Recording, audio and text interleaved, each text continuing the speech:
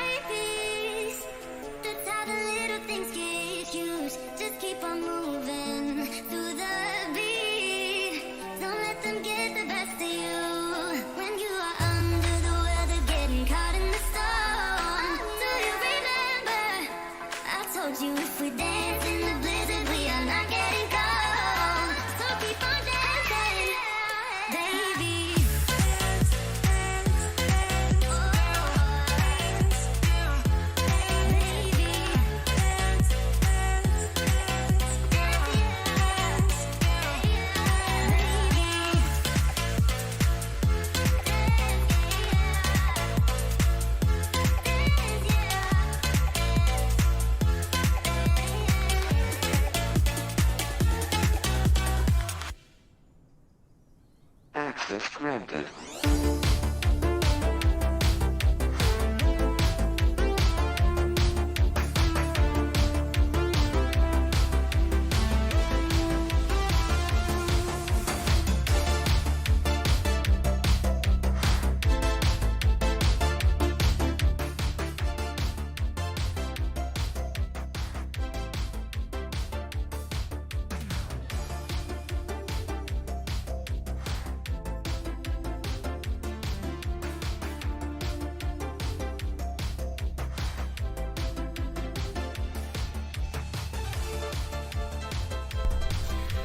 Alright. G'day, you wonderful humans. Welcome back to the channel, to a Microsoft Flight Simulator stream, etc. Hope everyone's doing fantastically. I am just some Aussie gamer, otherwise known as Bryce Allen for some of you. Right, so, was obviously going to stream tonight. I was going to stream a few hours later. My original plans for this evening didn't occur because I forgot about the fact there's a public holiday today here, so the usual badminton that I do doesn't run, so therefore I figured, let's do an earlier stream, and then I was like, you know what, let's just do a completely different flight plan altogether, just to, you know, throw a few spanners into the works.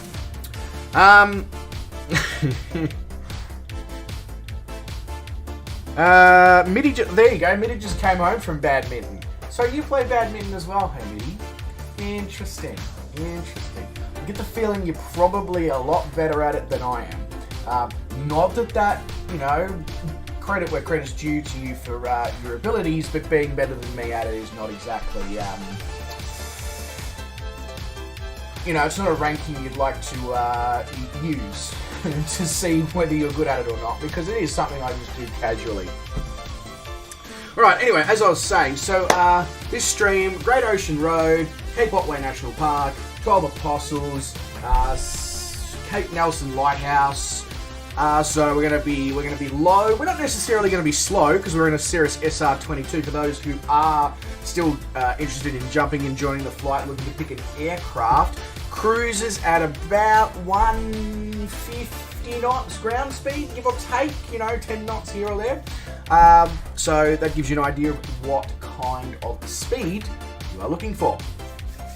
For those who do want to jump in. But I guess, other than that, without further ado, I should probably jump over to the chat, see who's decided to join us this evening, and then figure out how you start the Cirrus SR22, because other than a bit of general fun within the sim,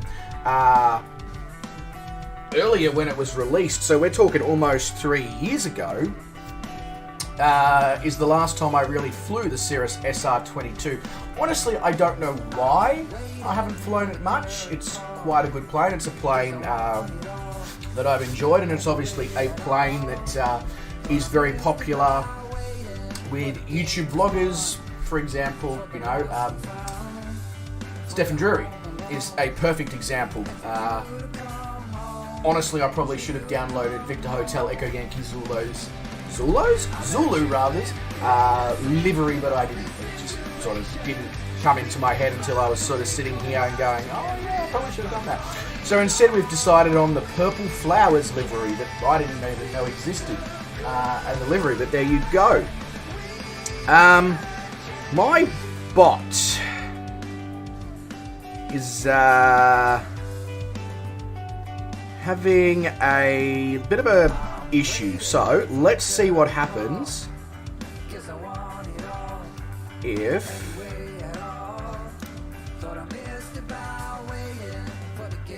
let's see if that fixes it.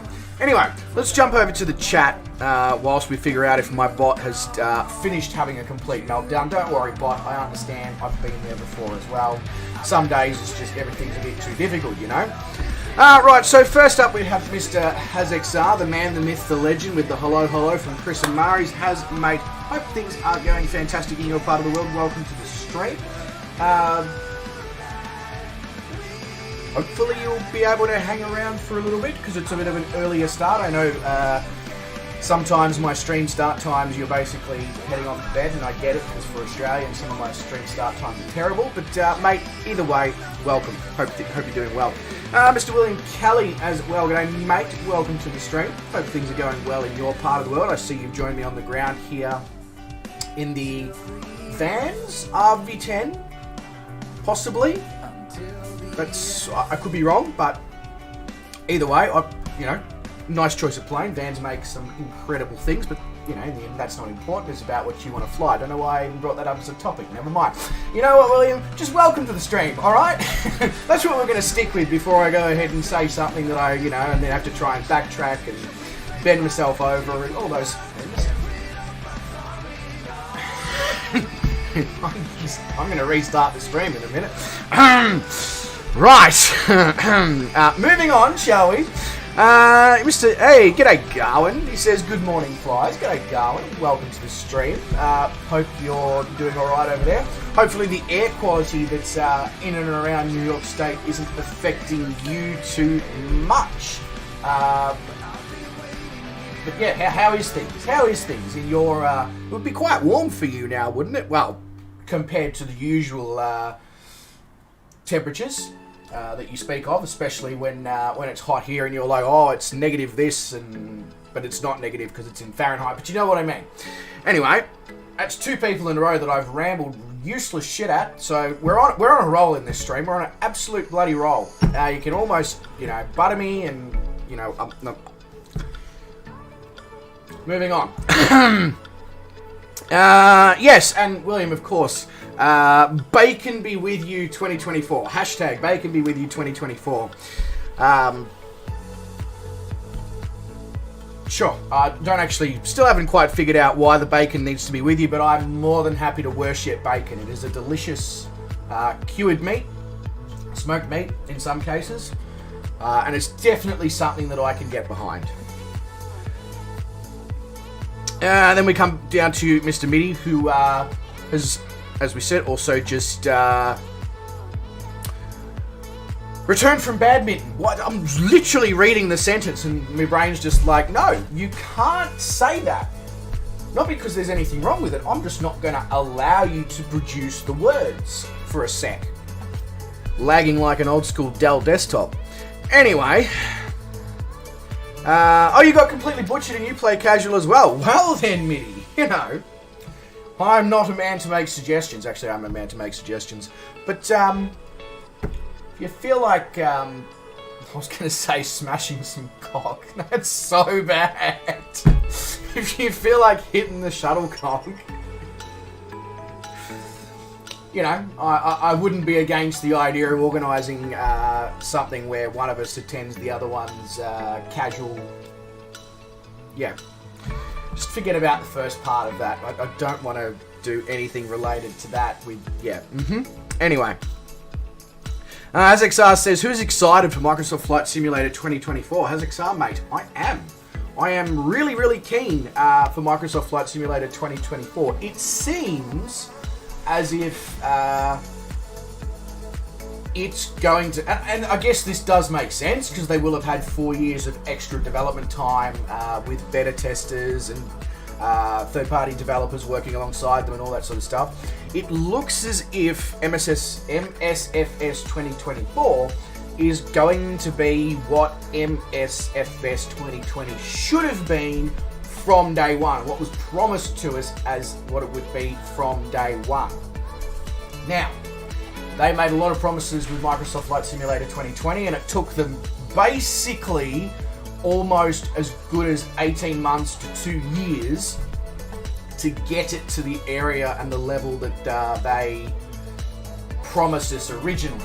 So I'm not holding my breath, but at the same time, because now they've had 4 years of doing it and they've done so much and fixed so much and changed so much and got so many third-party developers, both payware and freeware, who are working alongside them now, I'm hoping that they've learnt enough in those 4 years to produce what they should have produced originally.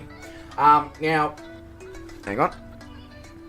For those who are concerned about Microsoft Flight Simulator 2020 and having to then reinvest in Microsoft Flight Simulator 2024, you can stay happy in the fact that if you already own 2020, it is simply going to be an update to 2024. They're already saying that it's similar engine underneath. The vast majority of all add-ons will work from day one. Those that don't work from day one, I'm sure all the third-party developers, specifically probably the payware ones, are already being given access to early stages of the MSFS 2024 code and all the kind of stuff that they need as a developer, which of course a lot of them didn't receive until well after the launch of Microsoft Flight Simulator 2020, as it took them ages to get the developers kit to a level where people could actually start using it. So even if your things don't work day one from MSFS 2024, you can be pretty sure that within the early months of it releasing, the small percentage of things that don't work 100% will work 100%. Hopefully. Always have to say hopefully, maybe, and potentially when it comes to a Asobo and Microsoft Studio. Right, so what did I...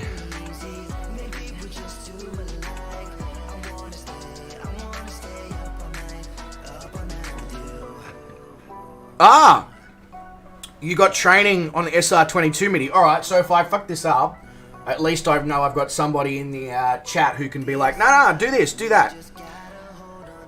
It did, but the rain has cleared it out.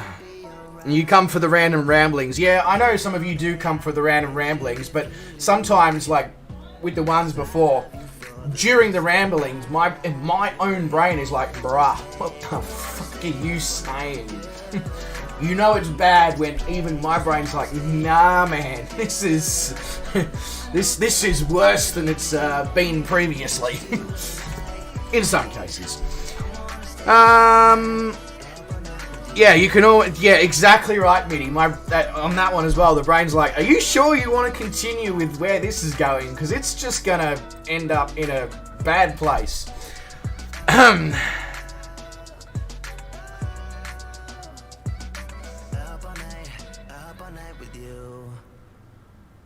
Yes, the bacon will work in the new sim. Yeah, look, they're never, let's put it like this, Gawin. They're never going to be able to catch up graphically. Flight characteristics, absolutely. Without a doubt, they'll probably be able to catch up, and very likely in the near future, they may even be able to exceed, and once again, X-Plane will become the sim for, you know, training sims and all that sort of stuff. However, as a few people have pointed out, there's been a lot of development within the flight characteristics of 2020, and there's not a huge difference between 2020 and X-Plane 12. So if they make more adjustments and more background tweaks that enables third-party developers to make things even more realistic, well then, yeah, maybe X-Plane might be in trouble. But it does seem like 2024 is more focused on fixing the graphical issues with using big maps. That seems to be a relatively high focus. Alongside, like, especially from the photos and stuff I've seen, alongside a lot of various other things, but that does seem to be a bit of a focus, you know, specifically those areas of the world where you just basically can't get good imagery very easily. Example, North Canada, North Russia, you know, all that sort of, it does look like they are going to potentially do something about it. What? I don't know. I probably haven't done enough research about it, or only watched one or two videos. I haven't even watched Shane's video yet. I've watched the trailer, watched a couple of videos, read the article, and read the frequently asked questions, and that's about it. So that's just the vibe I'm getting from that. Anyway, none of the developers you follow had any idea about today's announcement. Oh, that's comforting to hear, William.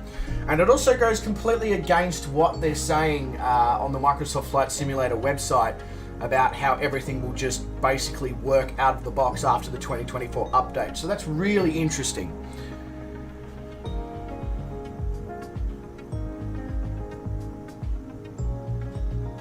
So, Microsoft Flight Simulator 2024 is Microsoft Flight Simulator 2020 underneath, at the core.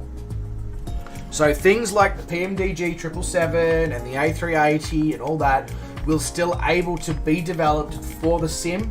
They might require a little longer in the development phase, but they'll still be able to be developed.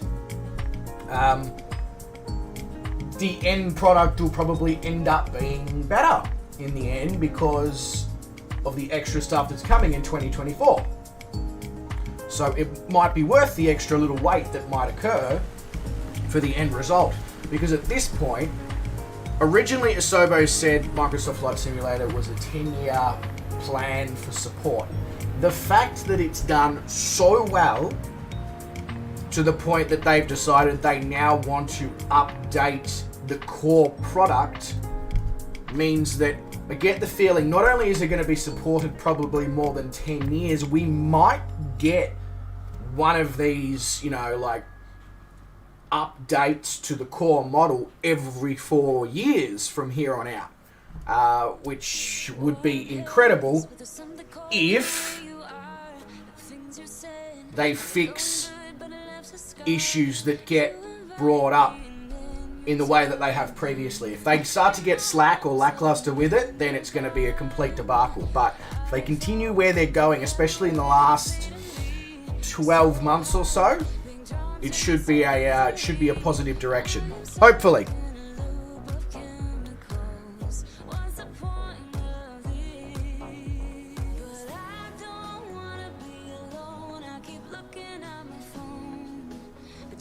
2024 is more of a game, missions, etc. Okay, that goes... Okay, I need to get more... I need to watch some more stuff and read some more stuff then, because what I've read so far just says it's a better, more complete, more smooth, more optimized, more everything version of 2020 with a lot more integrated product in relation to landing challenges, you know, scenic flights, all that's included in the base game. Yeah.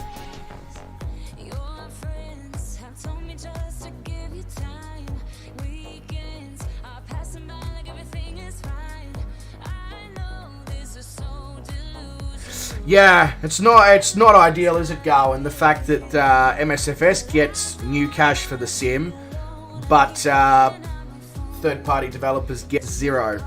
Look, who have they got working with them now? They've got, in terms of third-party developers, like specifically with the sim, they've got Orbex, they've got Builds, they've got Aeroplane Heaven, they've got Oliver Moser, and I think they've got NZA Simulations.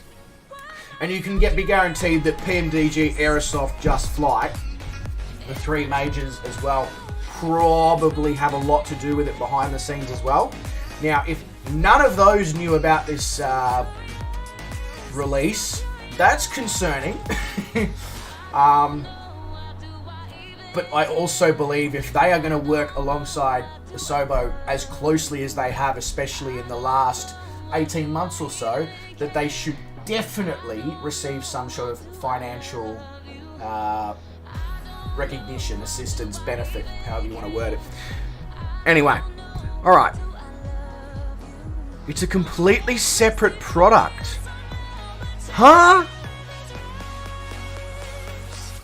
Alright, I'm going to go watch more on this after the stream, and then I might even put a video up about it once I know a little more.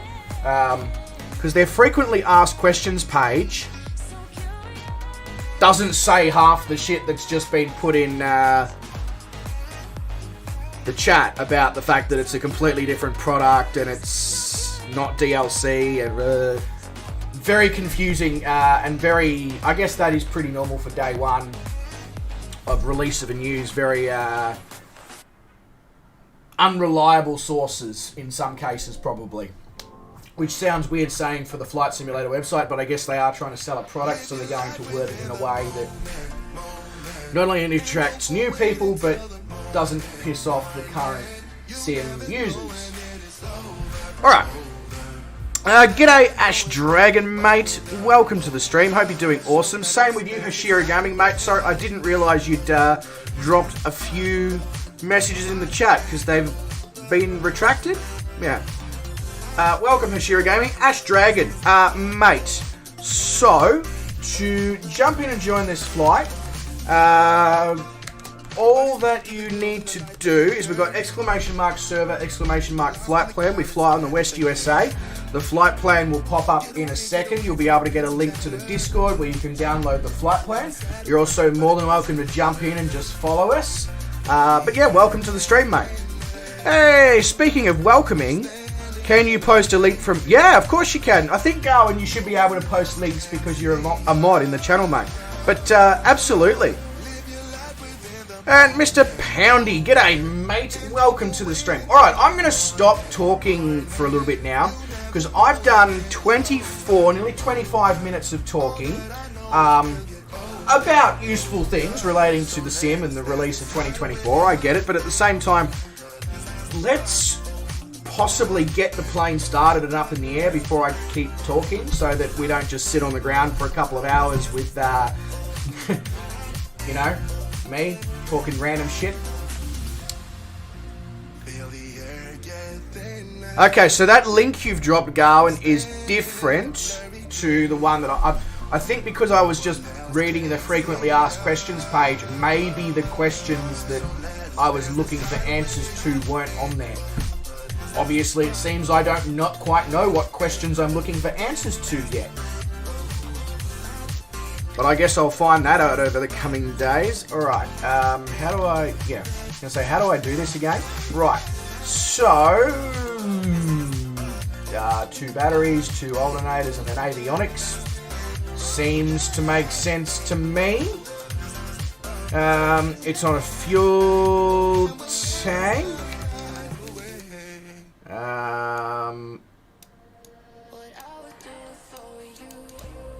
There we go. I'm assuming the mixture has to go fully forward. I'm assuming put the fuel switch on prime like that. And then I'm assuming it should be as simple as turning a key somewhere. There we go. That looks promising. Oh, okay. So that was really easy. That's probably one of the easiest planes to start that I have flown in a while. Right. Well, that's good. Oh, look at that. Okay, that's yeah, that was really easy. Right, so the minimum safe altitude for this flight is 2,500 feet. So what I'm going to do right now is pop 2,500 feet in the autopilot. I do plan on trying to land at most of the airports along the way. I feel like 2,500 is a nice low altitude to operate from. Put some flappage in. Is that half my flaps? It is. That's exactly what I want. And then we'll put some lights on.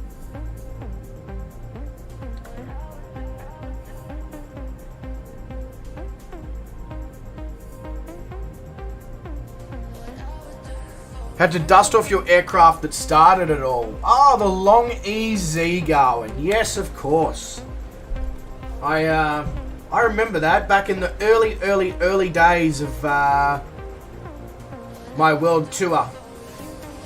Back when COVID was a thing and we had so much time to spare and throw around, all I did was stream the sim continuously. Funny how when you go back to living your life and working and all that, the ability to do fun things like that reduces. Who'd have thought? Anyway, let's go over to the runway, shall we?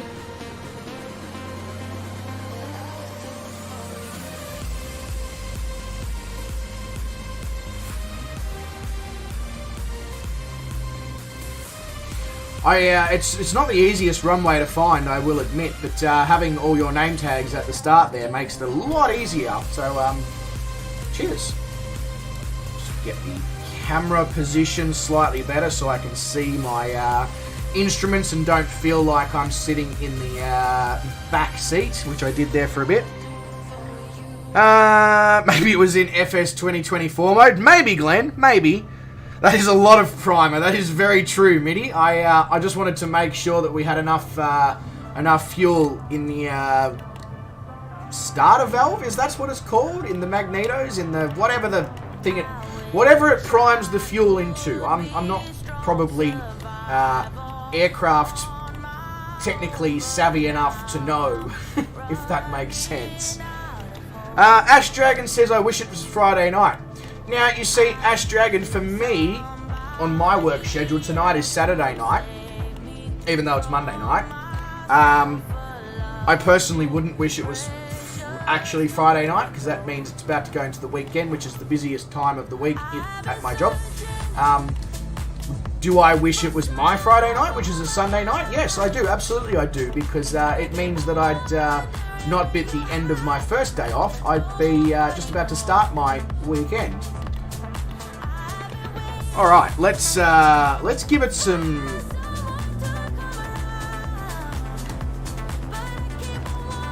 And let's take off and see how this Cirrus handles. As I said, it's been a good 2 years since I flew this thing, so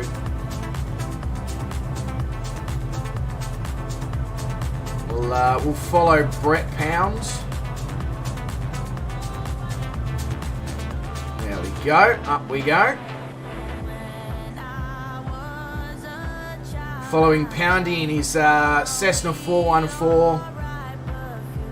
Got Gawin somewhere off to our right wing in his long easy. So the first part of this trip, I'll get the...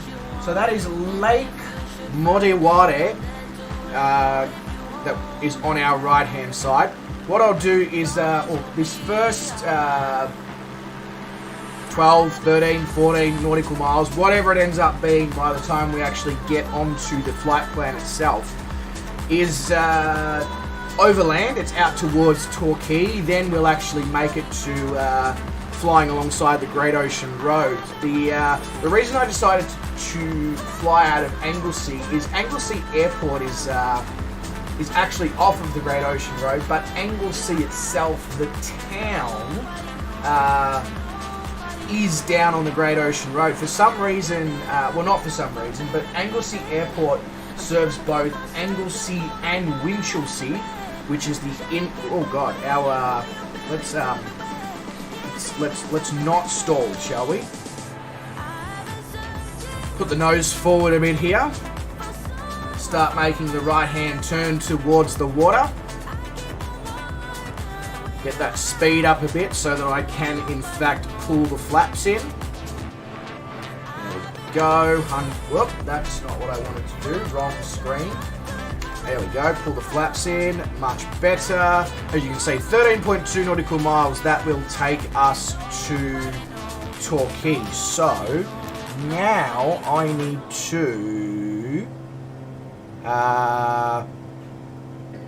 nav, autopilot, and that.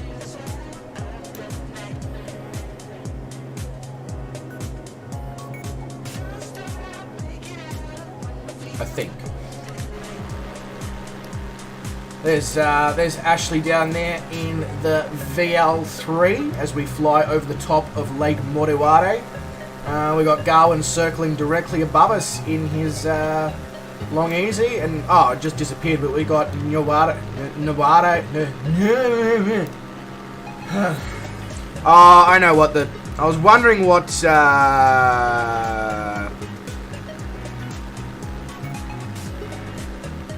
That's better. That's better? That's worse. What is it doing? We're going all over the shot. We're nowhere near the...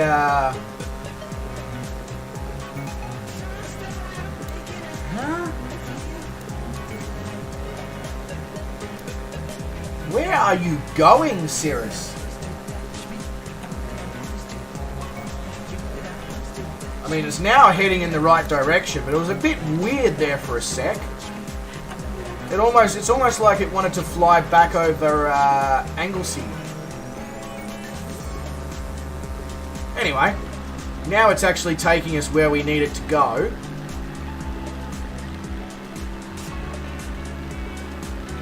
There we go, that's better. Alright, back to the chat.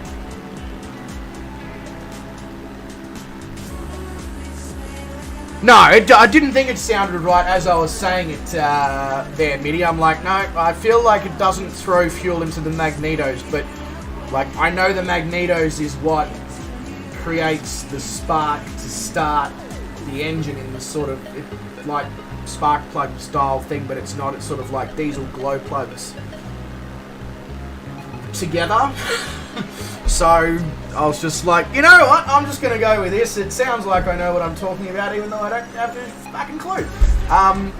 Yeah.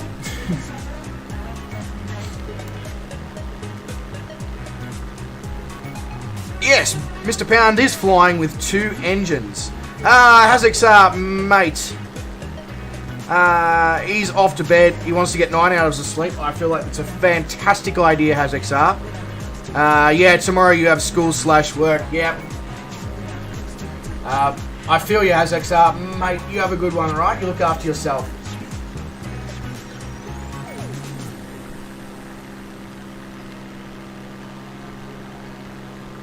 Yeah, I don't know where the Cirrus was going, but it's going towards Torquay now, Brett, and that's all that really matters.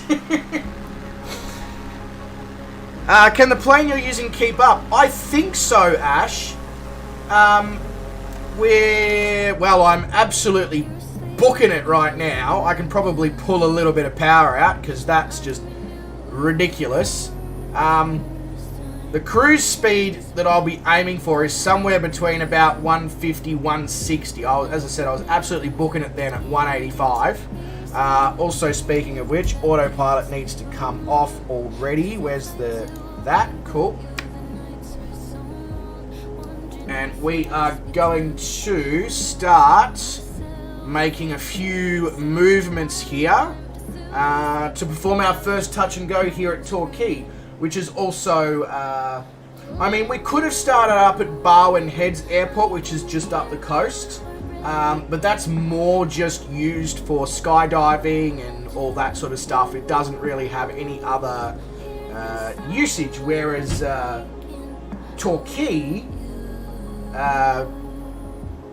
is used as a GA airport. Star, what are you barking at, hey? What do they farm in this area, William? So this is known as the Bellarine Peninsula. I believe they do, and then further south you go is sort of known as the Otway area. The Otway area is definitely known for cattle farming and for its beef, its quality beef. In terms of other things, I'm not super sure.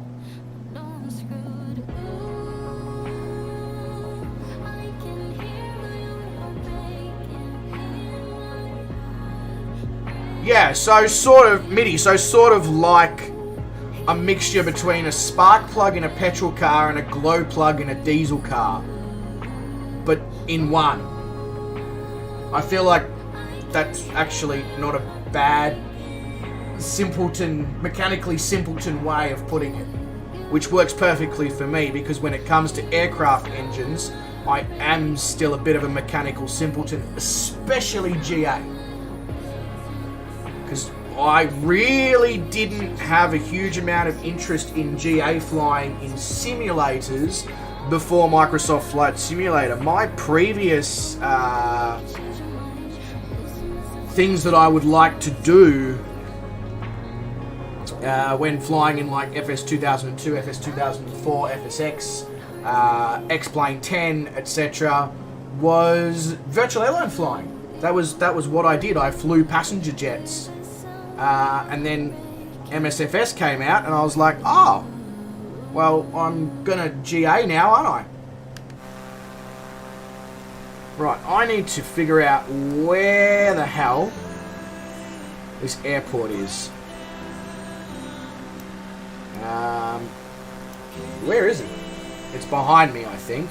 I think it's that. Yeah, I think I can see it. Whoa, we're just plummeting into the ocean.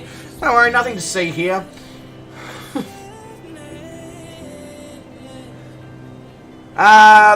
Star is behind me, MIDI, like literally directly behind me on my bed. I'll move to show her in a moment.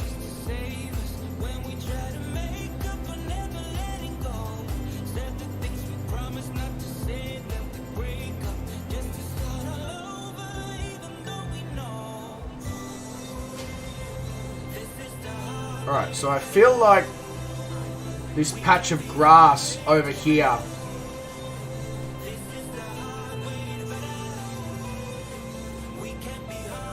that Hungry Cairo 15 seems to be going for. I feel like that might be where we're aiming for. It's not super obvious, I'll be honest with you.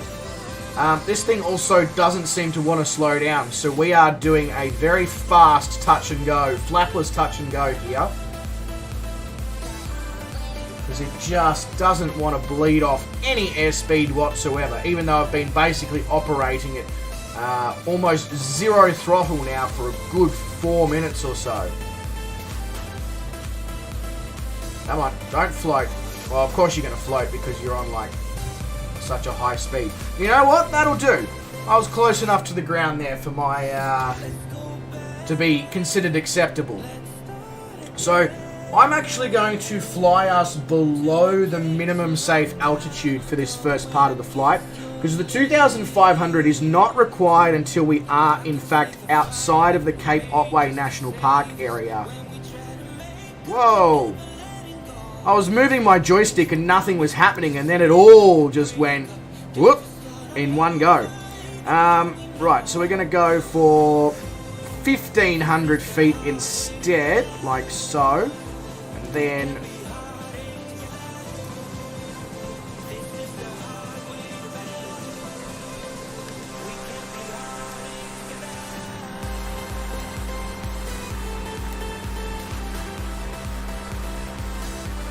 pull some of the power out.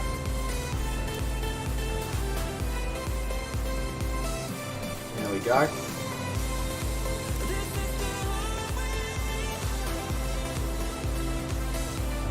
Okay, everything seems to be in the green. It says my pitot heat is off. It probably is.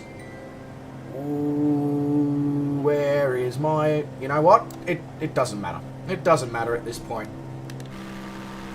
There we go. Ashley's changed to the DA62 from Diamond. There we go. Very nice. And my aircraft has just decided it needs to do another loop of Torquay Airport. I'm really not sure exactly what the autopilot on the Cirrus is doing. It's almost like it's decided it would like to circle each airport, which is interesting. But hey, at least from this altitude I can actually see where I was meant to land originally, and I don't know if I quite nailed it. But anyway, can you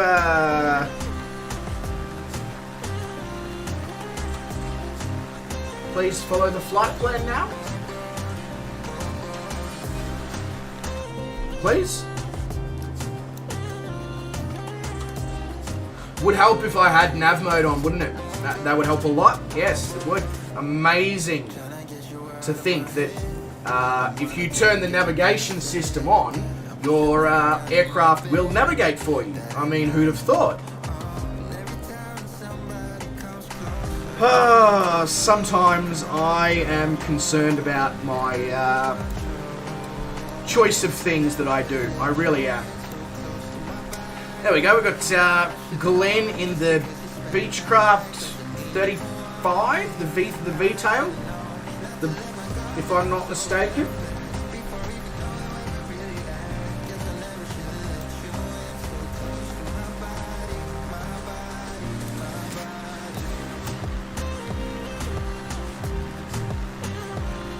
Gawin says, love this plane, I can do a touch and go without putting down the gear. Huh? Is it because of the location of the engine, yeah? You're not going to smash the prop into the ground. Okay, fair enough.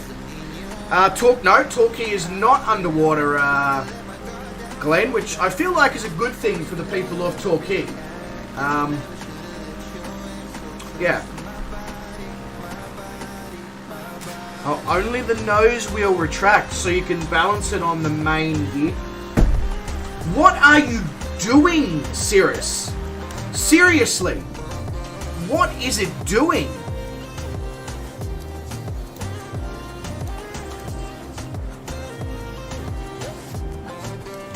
Huh?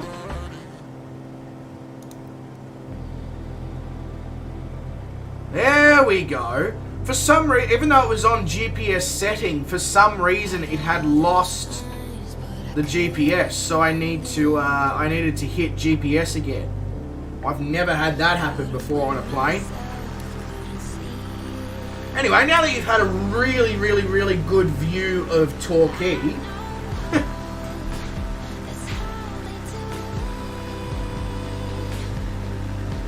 any plane can do a touch and go if you're brave enough. I mean, whilst you're technically not wrong, Mitty, I'm a little concerned because you are a student pilot. So what sort of things are you doing?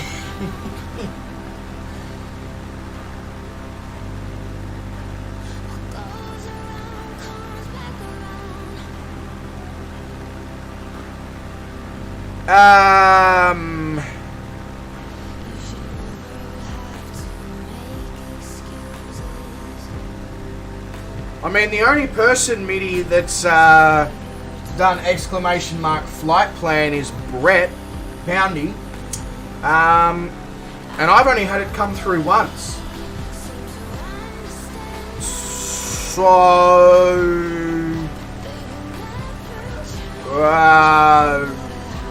I don't really have an answer because yeah, I'm not seeing what's obviously coming up on your end, which is interesting. Nice Torquay golf course down there, right on the water. So yeah, as you can see, this is the town of Torquay.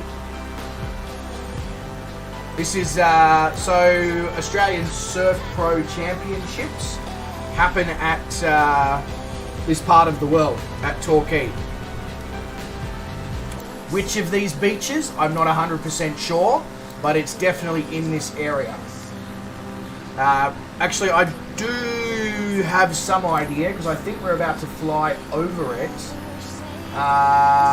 Bells Beach, which I believe might be that little inlet area there, coastal inlet area. So I believe that's where they do the Australian Surfing Championships.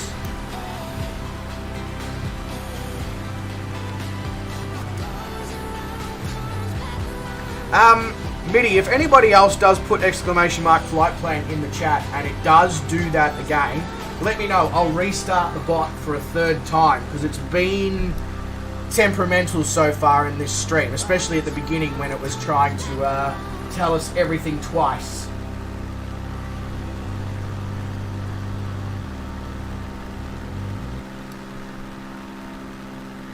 So we're coming up now on Split Point Lighthouse. That is in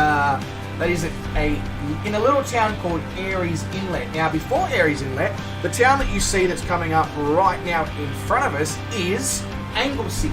So as you can see, the airport for Anglesey is quite a way actually out of Anglesey, and that's why I was saying it serves Anglesey and Winchelsea, because directly from Anglesey, which is this town here, there's not a whole lot, as you can see, on a direct pathway.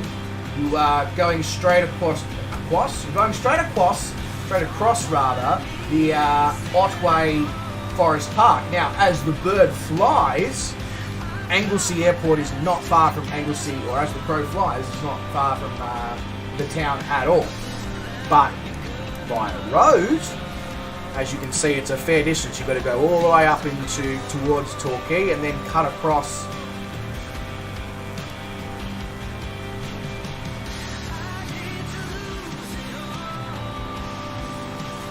Ooh, a little tiny part of the map there that's not photogrammic. You definitely don't see many parts like that, especially since the Australian World Update in Australia. Gawin says, totally off topic, does anyone know how to use Container Station and have the patience to teach an old fart how to use it? It's a good question. I have no idea what Container Station is, though.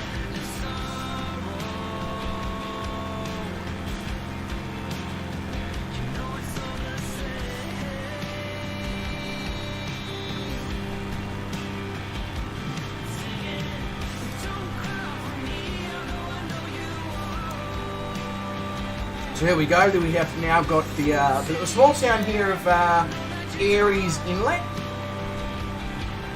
which, as you can see, compared to Torquay and Anglesey is definitely on the much smaller size for towns along the Great Ocean Road. It's probably one of the smallest ones on the Great Ocean Road. But you can also see why the Great Ocean Road sort of got its name. It's this main road here that goes through town. Eventually, it basically straddles the coastline the whole way. In fact, I think it starts right there, as you can see. It's just sort of right along the coast. So the next part, or the next area that we're going to be heading towards in 7 nautical miles is lawn. And I don't mean the grass in the backyard or the front yard when I say that. It's not L-A-W-N, it's L-O-R-N-E.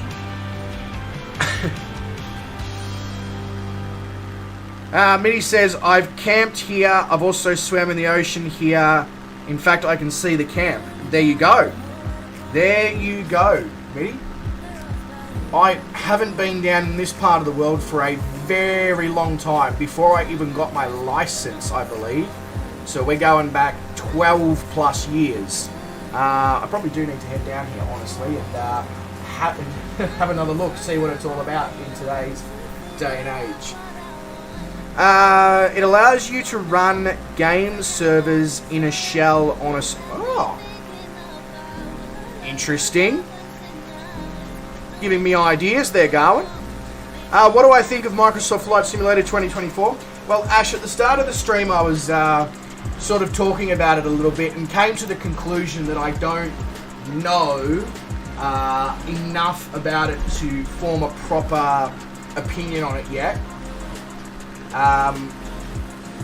So can I take a rain check and get back to you on that one? Maybe in the next stream I do. I'll know a little bit more about it. But yeah, right now I'm going to go with I don't know enough to form a proper opinion. It looks potentially great, but yeah, I need to obviously read up and watch more about it first. There we go. So now we have the town of Lorne, as you can see, significantly bigger than Aries Inlet that we just flew past. And you can also see that the surrounding area is now starting to get significantly more hilly as we do make our way south towards the Cape Otway National Park. So this is, Lorne is a very, very, very popular holiday destination in Victoria for Victorians, as well as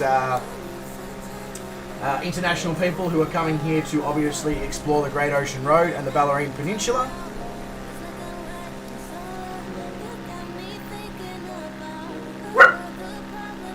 Hey, what you barking at?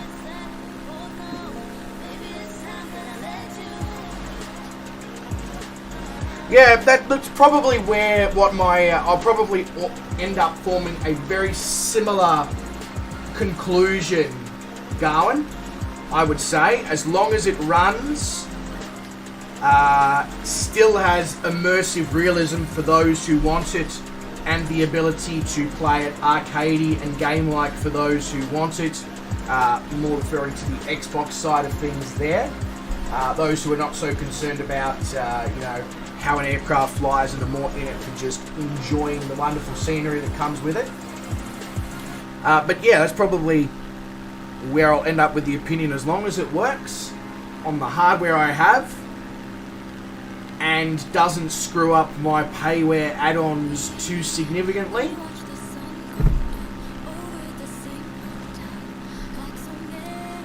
We are very much skimming the tops of the mountains here. I am wondering if it's worth a bit of a climb to 2,000 feet now. As we pass over the bustling area of Station Creek down there, the massive town that you can't even see a building on.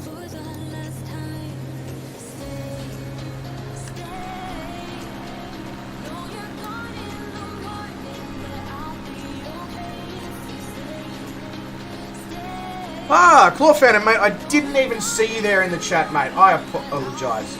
You're flying the C414 as well. Mate, welcome to the stream.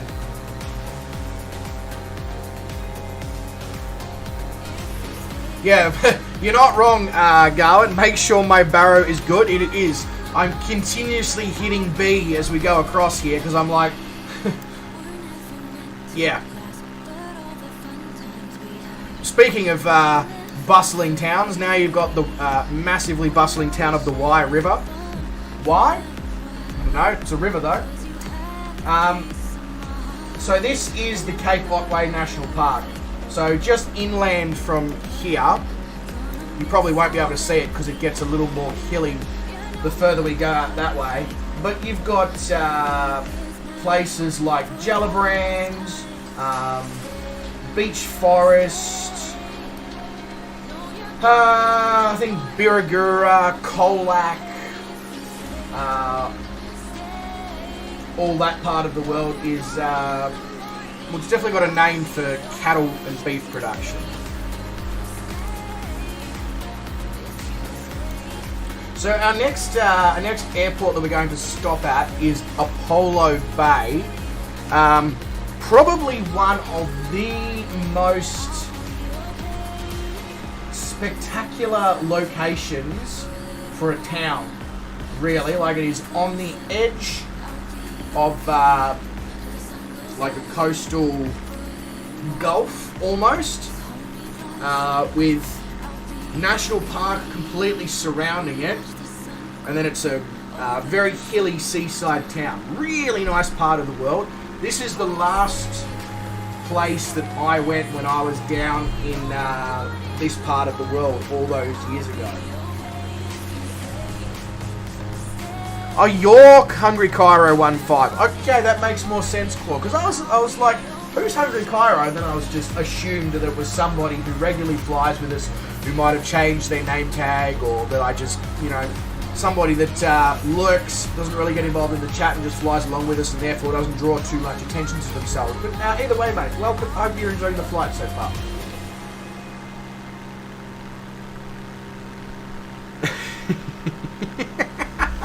Darwin. Nice. Very good. Why haven't I heard of this Australian National Park in America? Oh, I don't know.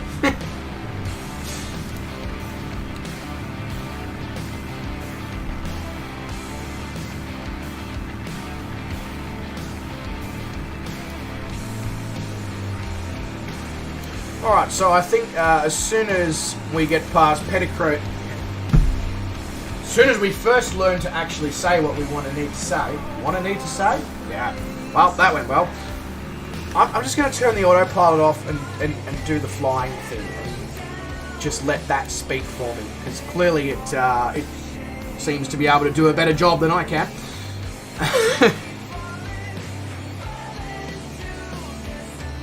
Turbulence over these ridges. What, coming down them, or... Oh, it was quite smooth for me.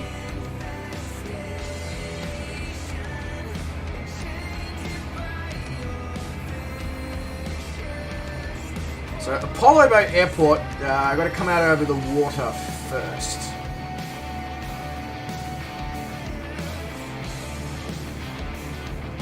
Oh, you have a realistic...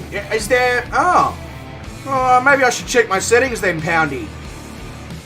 Because that's something I'd be down for. Realistic turbulence. About the only thing that I am under the impression I don't have set to realistic in the sim is like crash physics. So aircraft stress, all that sort of stuff.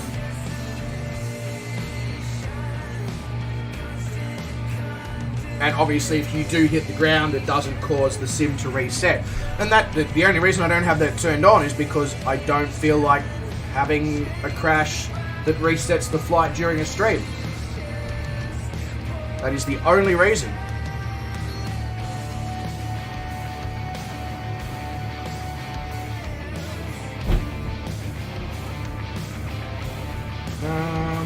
Where is it?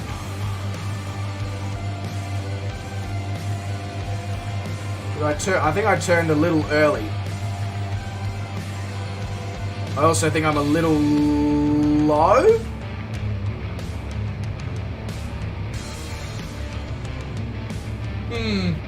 I can't really see the airport that I'm meant to be landing at, which is, oh yes I can. It's in between the trees there. Okay.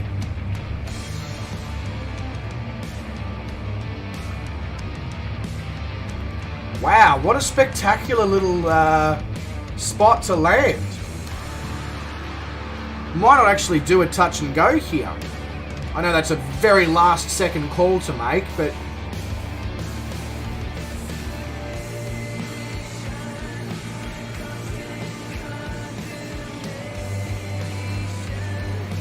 oh, she is cross-windy though.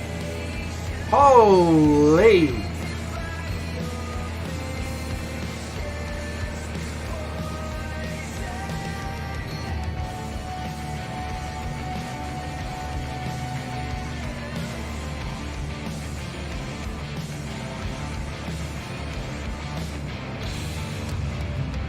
There we go. Welcome to All Things Scottish. Our slogan is, if it's no Scottish, it's crap! I think Stu might have arrived whilst I'm trying desperately to keep this thing under some sort of control. G'day, Stu, mate. Your approach was crazy. Yeah, bloody hell, Claw. That's, that is some serious crosswind there. I will, yeah.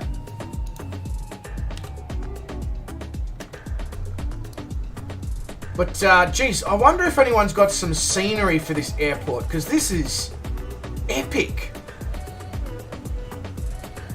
I knew it was a good little airport, but bloody hell. Oh, and I just realised I don't have my Xbox controller plugged into the PC, so I can't even do the drone filming for everybody's landings. Well, shit. I didn't think that... You can tell I haven't streamed properly in a while when I forget things like that. Simple things that I would usually have set up and ready to go.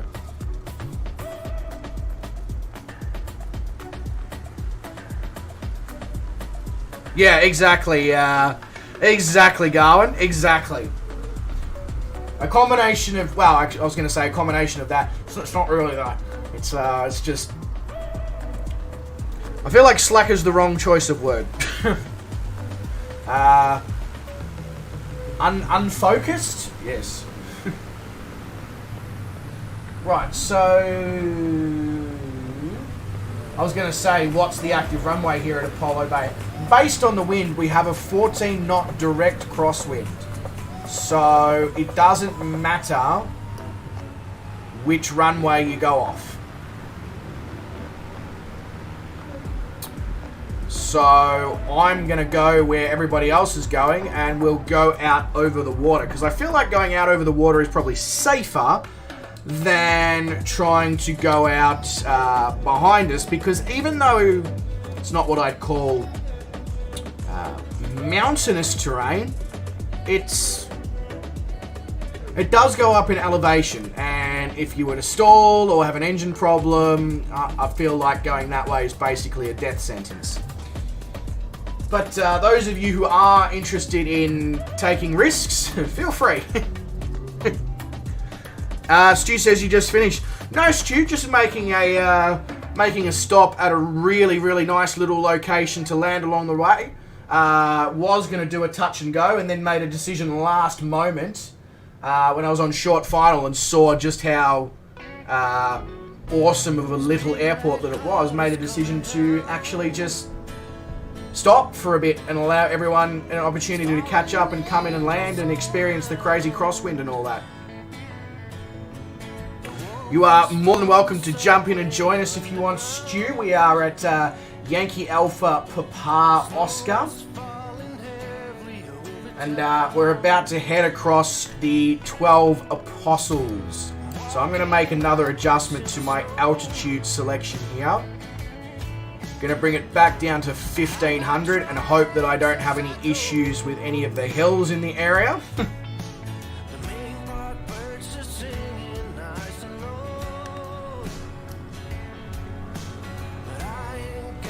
Alright. Right, let's spin her around and go, shall we? I'm spinning around, get out of my way, 'cause I can't pilot this thing. No worries, Poundy, mate. You have a good one, sir. Thank you very much for joining us on the first part of this stream, mate. Hope you did enjoy. Look after yourself, etc., mate.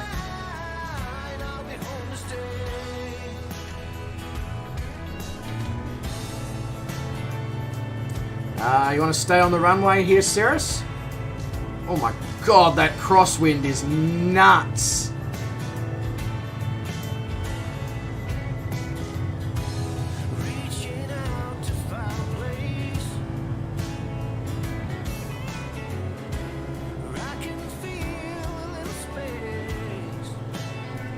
Oh, it's almost like... Imagine if this was like a proper airport. It would almost be a St. Martin style thing.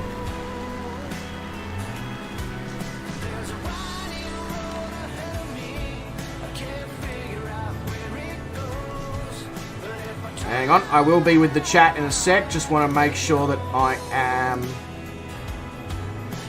Whoop. Not screwing this up too badly on departure, which doesn't seem like I am, so that's good. Alright, Ash says, my throttle keeps going back automatically. I can't take it off. What do you mean, like throttling back automatically? Or it's going back to where you had it automatically?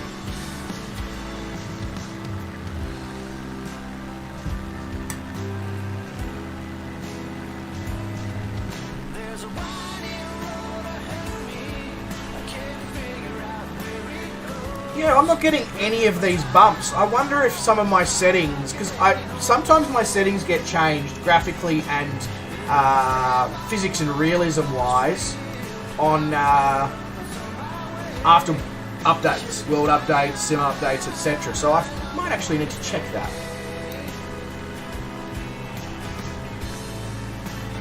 Back to it. That's weird, Ash Dragon. The only thing I can suggest is check your controls and your controller settings. Make sure that you haven't plugged something into the PC that the sim has recognized as a sim controller and isn't trying to use it. The perfect example is for some people when they plug their Xbox controller in with their joystick or yoke or whatever, the sim automatically accepts the Xbox controller as the legitimate thing.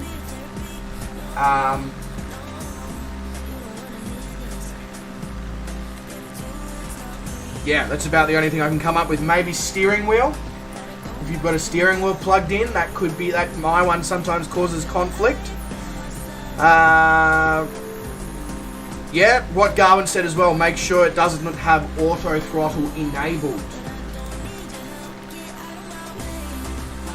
So this is the southern part of the Great Otway National Park.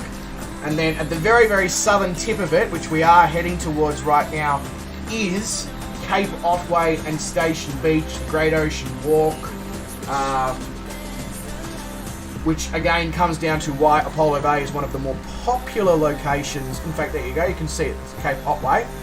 Why Apollo Bay is one of the more popular locations on the Great Ocean Road, because its location is right there at the bottom, near Cape Otway, near the 12 Apostles, and you can fly into there, and it's far enough away from Melbourne and Melbourne suburbs and all that to actually be worthwhile getting in a GA aircraft to fly to. Stu says it is... Oh no, hang on. Are you going to the next airport or somewhere else? William, I am going where the flight plan from the Discord goes, and I believe that takes, down towards Cape Otway Light Station and Cape Otway, and then we make a right-hand turn here to go back along the coast, hopefully. I feel like it should happen in a second.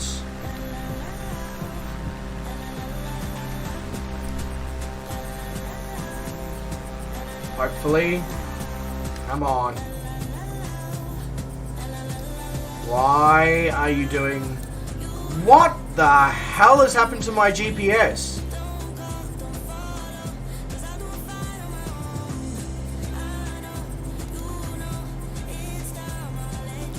That's better.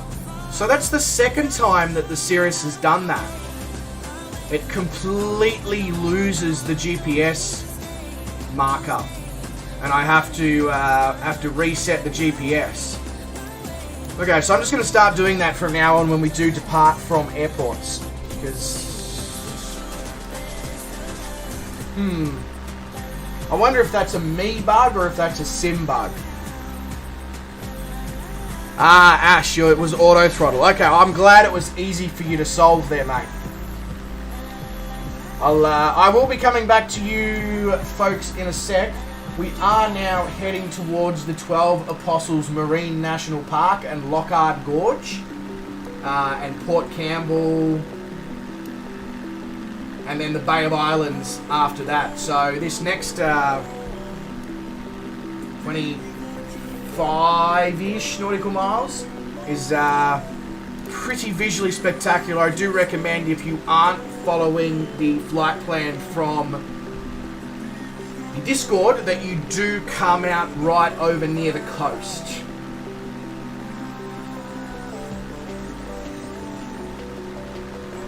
Embrace, oh my god.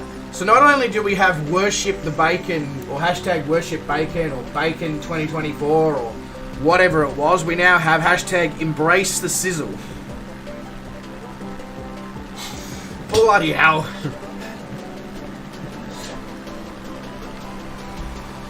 At this point, as an Australian, I feel like I need to interject with embrace the Bunnings snag. Anyone who's not an Aussie in the chat right now probably is like, what? It's an Australian staple dish. They cook it right in front of you and everything. It's one of those places where they cook it right in front of you. You recently bought the PMDG 737-8 for Xbox. How is it? Mate, how is it going? Like, because I saw that PMDG released that for the Xbox recently, and study level play in an Xbox is, well, you don't hear it too often, so... You asked ChatGPT to give you a hashtag suitable for Gawin, and that was one of them. Embrace the sizzle. That's incredible. Amazing.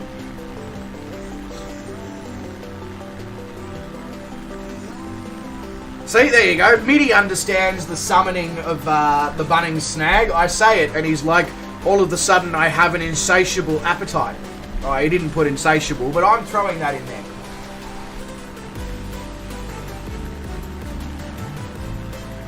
Very good, you got no use. Okay, that's good to... That's interesting that they've... and good to know that they've managed to make a very legitimate study-level aircraft work on the Xbox. That's good to hear. Because, you know, I guarantee you there is some people out there who appreciate the realism of simulation, don't have the money to build a $4,000 or $5,000 gaming PC to take full advantage of the sim, so instead have an Xbox.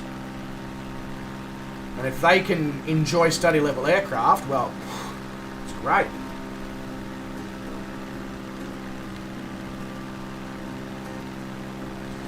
Alright, I hope that my plane at least picks up the GPS line correctly now.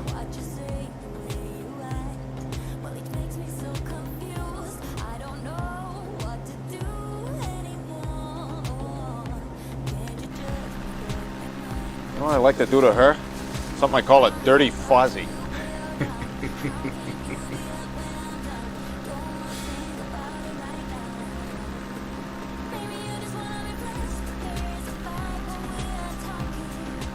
G'day Fozzy mate, welcome to the stream. Hope you're doing awesome.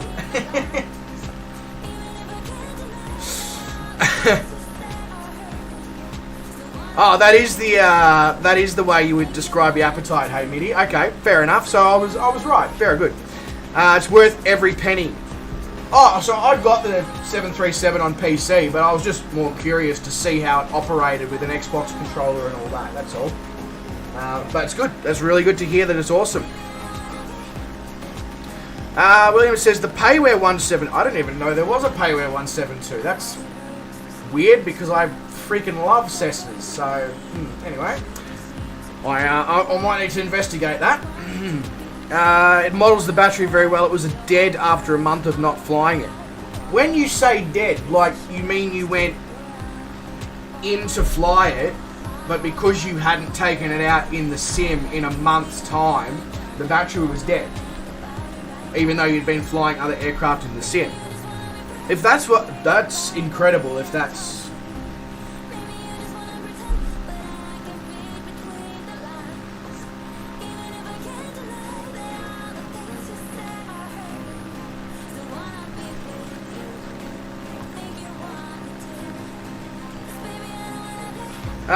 Best flight controller for Xbox, or should I just stick with the Xbox controller?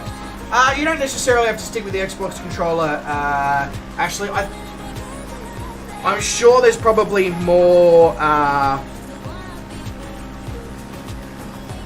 experienced people with Xbox in the chat who might be able to direct you better than what I can. But the Turtle Beach stuff, from what I've heard, is very, very solid for the price, and the price is pretty accessible. I think it's $350 or $400, which for flight simulation peripherals is cheap, really cheap. The Just Flight, oh, so it's a collaboration with Just Flight and WB Sims. Well, that answers that then, doesn't it, William? Why is it so realistic? Because Just Flight's involved in it.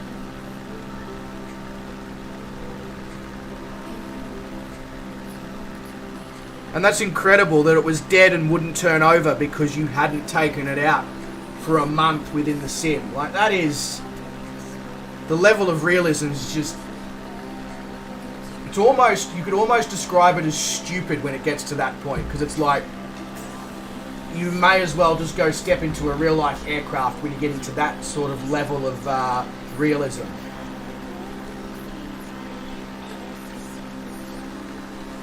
If you shut down the engine and leave the switches on, the battery goes flat. Just Flight and WB Sims. Well done. That is just incredible.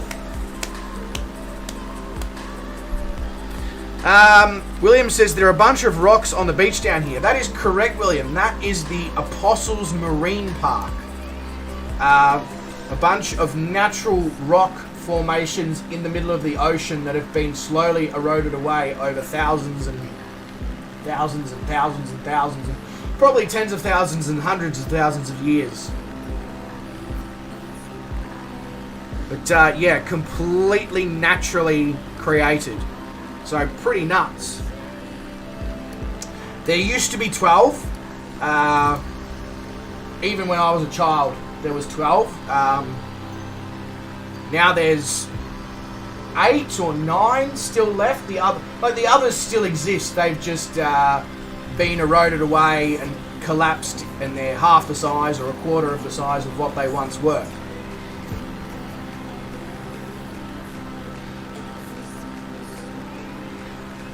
Really? The Cam Air, hey? That's really awesome. I'm so glad that developers are taking the level of realism to that level for those who want it. I really am. That's some cool shit. And then down here, at the end of the Apostles, is Lockhart Gorge, which is this. And there's all sorts of little caves and all that you can walk down through in there, and walking tracks, and so you sort of, if you venture to the one, you venture to both.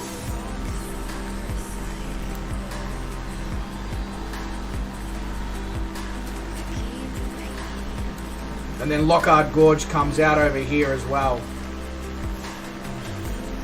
And I think it's got either active or inactive blowholes in there as well.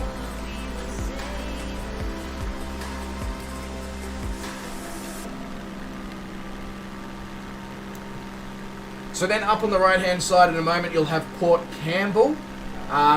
Port Campbell is famous for basically being the location where the skydiving and all that departs from for the 12 Apostles, because of course what's an attraction, a natural tourist attraction, without some sort of extreme sport involved? I don't know if it's an airport. If there is an airport down there, it is not in the sim as an airport. I think it might be a helicopter job. Just because, as you can see, there's not exactly a lot of spare space to go, and stable space, more to the point, to go stick in a runway.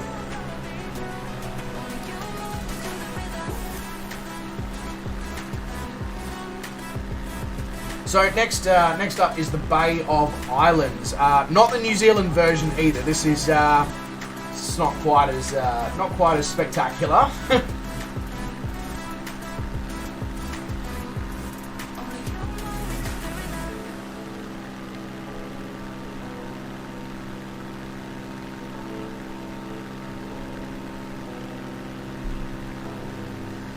No way, really, William?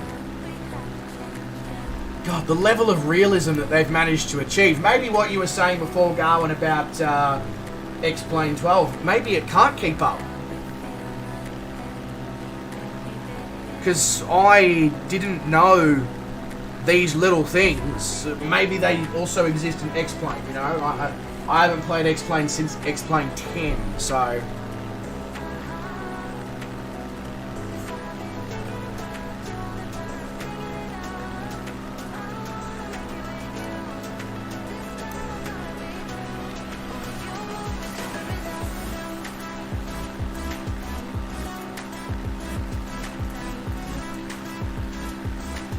I think that might be an airstrip down there underneath us here.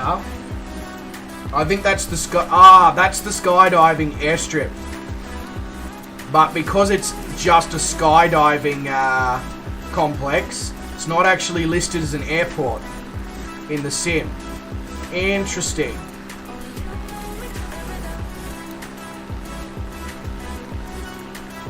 Yeah, there you go. It's a privately owned airstrip, probably owned by the skydiving company. So therefore, the sim for some reason doesn't pick it up as an airstrip or airfield.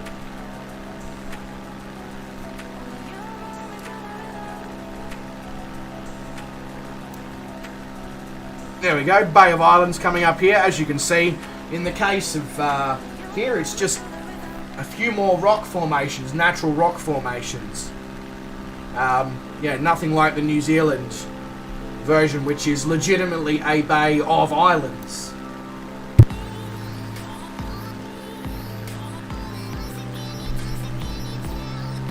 Glenn says, the one that caught me was in the Sting S4. You wore the brakes out on one side and they started binding. Oh, really? I need to download some more GA aircraft, payware and realistic freeware GA aircraft. Most of my GA payware is from Carinado, which, whilst they produce incredibly high fidelity models and really good sounds and all that, they're not known for being super realistic. They're sort of being, you know, they're in the middle of the road kind of thing. They're really high quality and they're great to fly and they're semi-realistic, but yeah.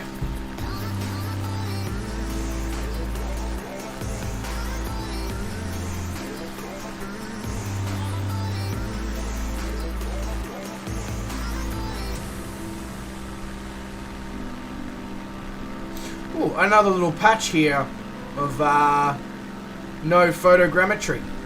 Just on that little coastal cliff area and sort of along here as well.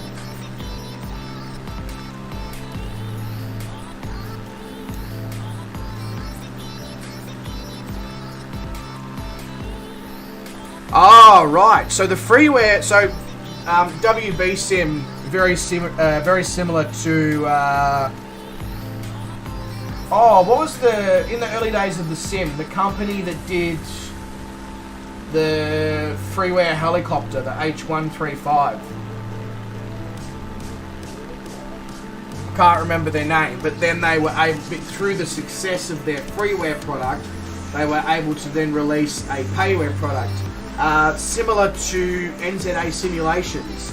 Their first few products were just freeware flightsim.to, and people were like, holy shit, these guys produce incredible stuff, and then they were able to start producing payware. So it sounds like WB Sim is similar. 152, people went, ooh, this is really good. And then Just Flight's like, hey, we'll help you build a 172.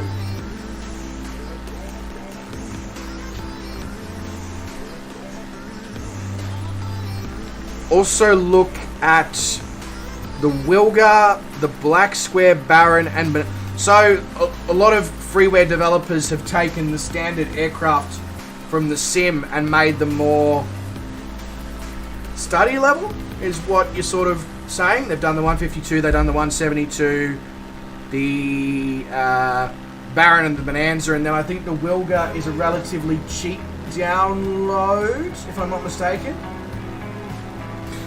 Ash says, they better fix cliffs in Microsoft Flight Simulator 2024.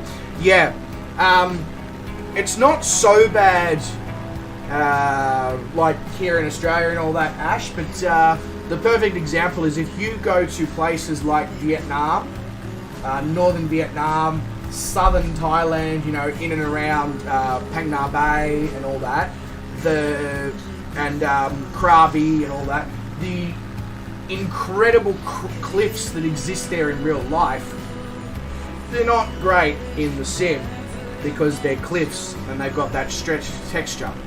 So yeah, I'd love to see them fix things like that.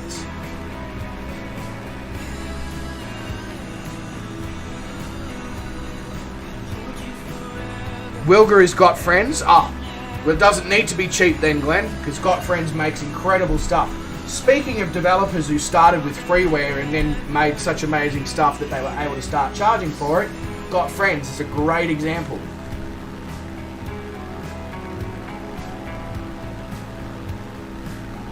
Yeah, payware Steam gauge study level mods of the default ones. Yeah. Cool. The Black Square stuff is top notch. Okay. Because I have been looking at using the Bonanza and the Baron for some upcoming flight plans that I've got in Europe. Mainly because they just have the power to get over. So for example, I've been looking at using the Baron for a European Alps trip because it's got the power and all that to get up and over. But if I can fly a study level version for a couple of bucks,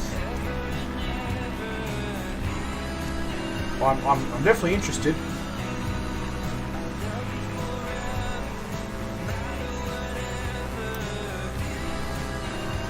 So who we got flying with us? We got Claw, we got Ash, we got Glenn, we got Garwin, we got Stu, we've got William. Hell yeah! This is a good. We've got 8 people watching. We've got 1, 2, 3, 4, 5. 6 or 7 of you are flying along. That's incredible. You should all, to quote from primary school, you should all give yourselves a pat on the back.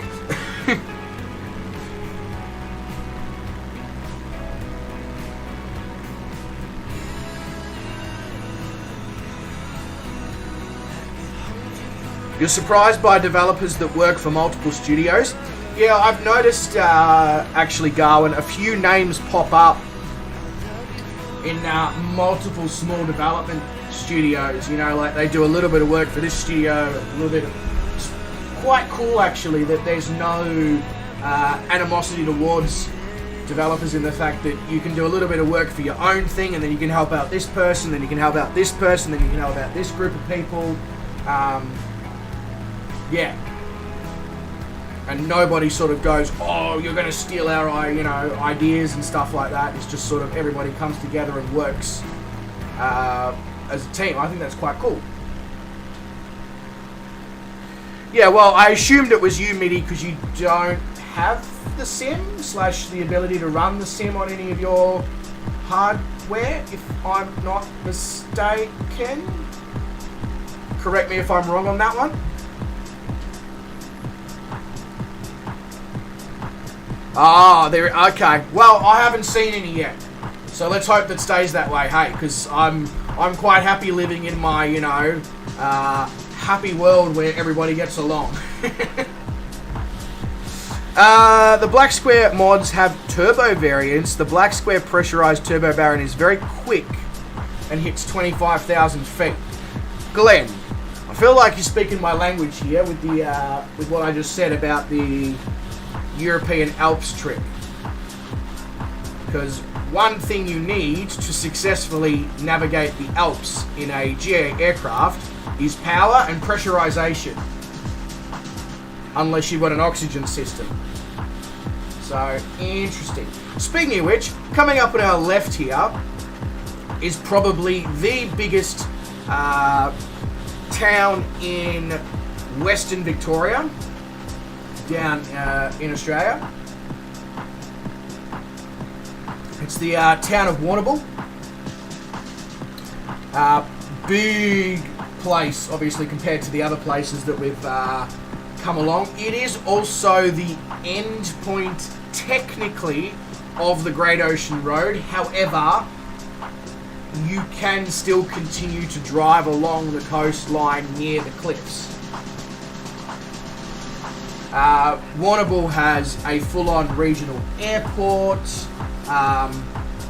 It is a terminus for Western Victoria train services and a major station when you take the train from Melbourne to Adelaide. Maybe.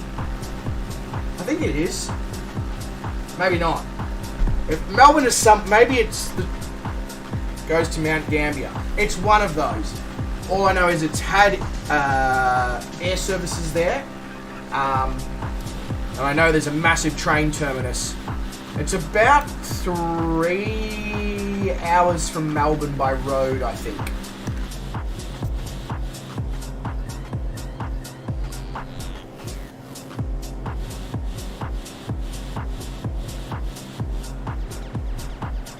I will come back to the chat in a sec. I did have a quick read of what you were all chatting about. I just would like to get myself in position here for an arrival at Warrnambool Airport. Oh, we're basically already lined up with the runway and everything. How's that? Gawin has a new dev that will be on the stream coming up. Well, new to him. Okay, interesting. Black Square also makes an analog King Air. Hail to the king, baby. I feel like the Baron probably be suitable enough for the European Alps trip, William, but the King Air, you know, I don't tend to fly it a huge amount, especially now with the Kodiak and the Grand Caravan and the ATR 42. You want to slow down here, Cirrus? Bloody hell. This thing really doesn't like to lose airspeed. Despite the fact that we've got almost 15 knots directly down the nose. Looks like it's going to be another flapless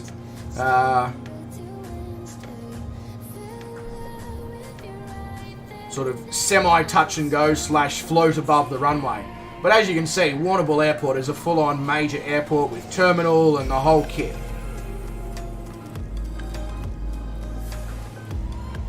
Right now, it doesn't have any passenger services that operate out of it, at least that I'm aware of. But it definitely has in the past. It has had services to Adelaide. It has had services across to Tasmania. I also believe at one point it had services to Melbourne, which seems a little over the top, really.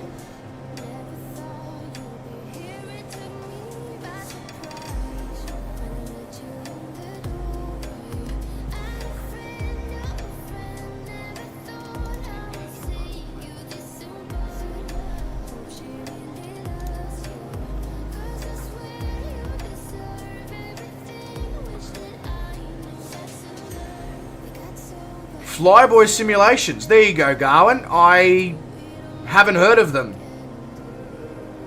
Yeah. I'm not used to flying the Cirrus with just how aerodynamic it is and how quick it is.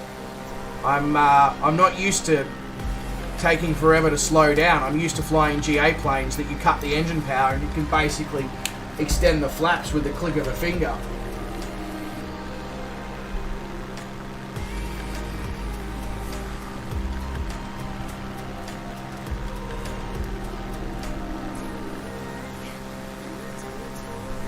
I should probably have a look and see if Warrnambool Airport has got any passenger services right now. I don't think it does. I think they ended during COVID for obvious reasons. Oh. No, doesn't still... Yeah, still doesn't have any services, like passenger services.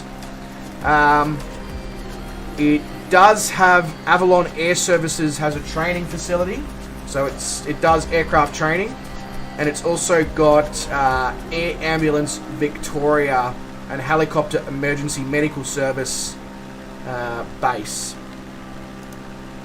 but no current passenger services.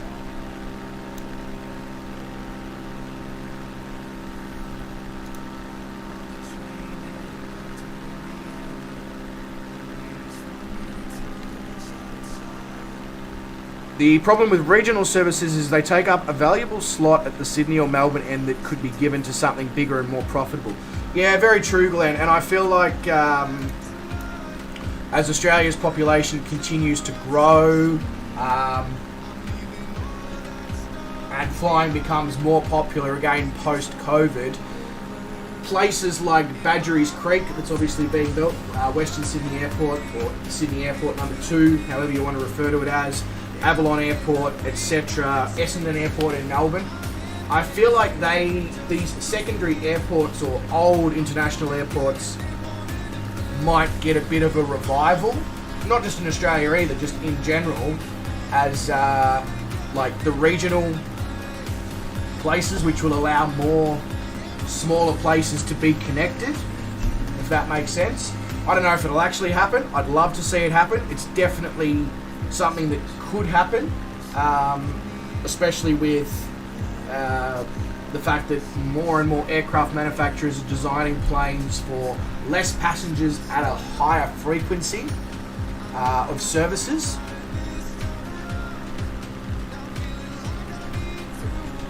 Yeah, which is exactly what Gawin is saying. That's why New York City has 3 airports, for the exact reason. It also wouldn't surprise me as more and more rural areas develop, so like Warrnambool, like Portland, which is our end point on this flight, like the Ballerine, well, not so much the Ballerine Peninsula because that's got access to Avalon,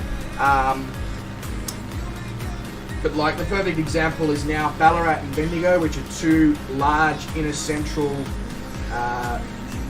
rural cities in Victoria, now have air services to Sydney. And they'll like sort of operate on a feeder style. I feel like Gippsland, which is on the other side of Victoria, the eastern side, it's got a military airport down in a location called Sale. It wouldn't surprise me if that place ends up getting feeder services up to Sydney or over to Melbourne or whatever. I know for a while that the Latrobe Valley, which is an airport in Gippsland, had services to Canberra, which is Australia's capital.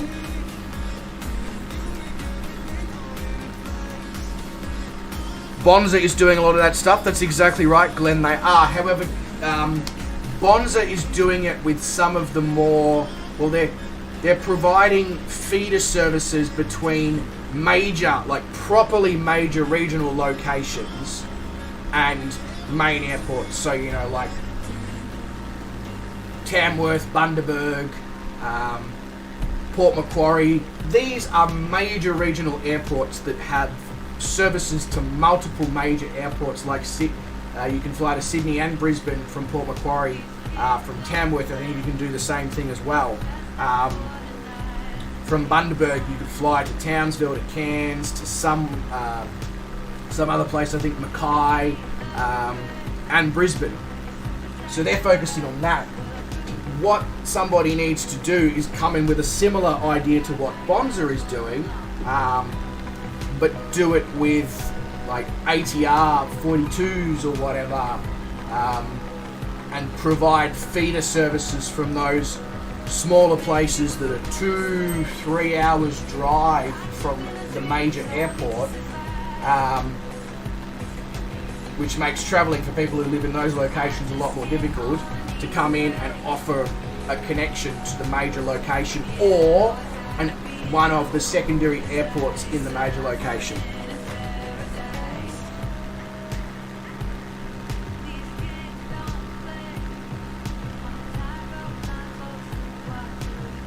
G'day Wes and Miss Leaded Rapier. Hope you're both doing awesome. Welcome to the stream. Cohen says Port Fairy and the code is Waipu. It's a good code, isn't it, Garwin? It's a good code. William says this looks like such comfortable, relaxing area to live, but it gets cold. Hey, it's an interesting question, actually, William. Because of its close location to the water, it doesn't have much protection from wind. However,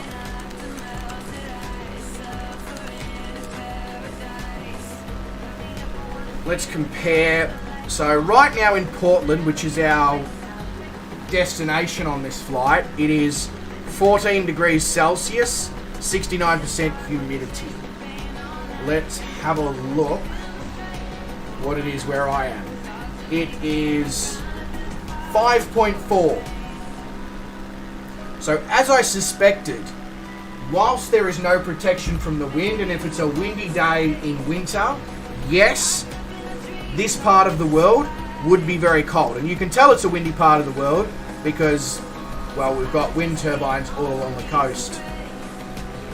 However, because of its close proximity to water and the fact that it's a little bit more north, because it's going up towards South Australia, so it gets more north as it goes on the western side, the water and the humidity helps to keep the temperature relatively stable. So it's probably not super cold, really.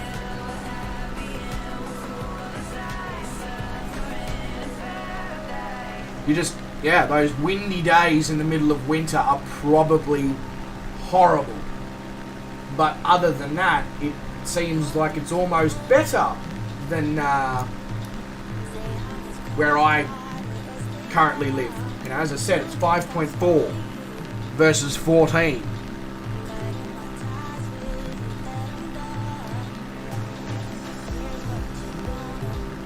So we're coming up on the Pedeb waypoint, then we will head in towards Portland via the Cape Nelson Lighthouse. So Portland, despite the fact that it is smaller than Warrnambool, probably only about half the size, has an airport with scheduled passenger services. I don't know how it maintains it, but it does. In fact, let's have a...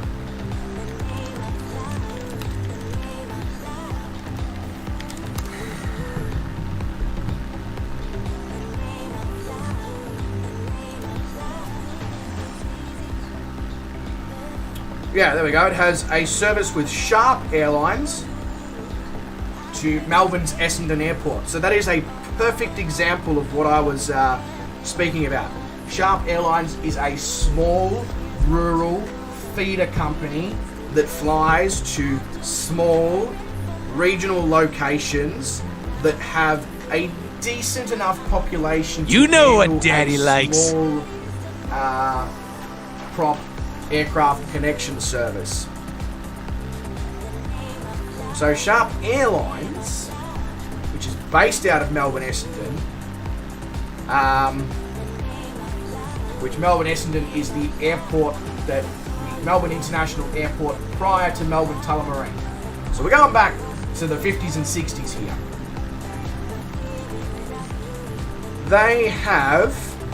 They fly Fairchild Metros. Fairchild Metro 3 and 23. So cigars. Their fleet is 15 cigars.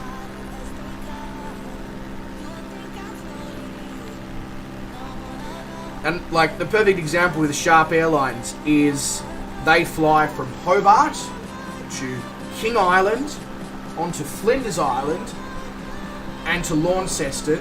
And they also fly from all those locations across Bass Strait into Melbourne.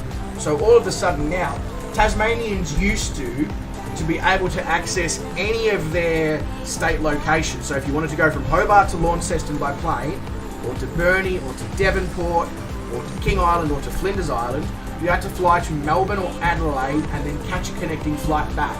Now, you just literally go bang, bang. So I would like to see more airlines like Sharp offering a service.